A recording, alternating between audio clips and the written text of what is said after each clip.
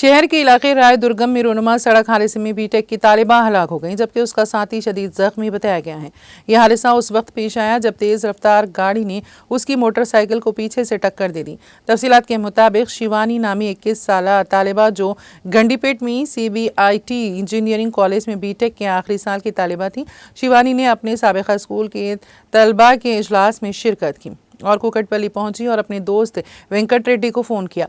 वेंकट रेड्डी जो एक software engineer है, अपनी मोटरसाइकिल पर शिवानी को लेने आया और उसे गंडीपेट के हॉस्टल छोड़ने के लिए रवाना हुआ।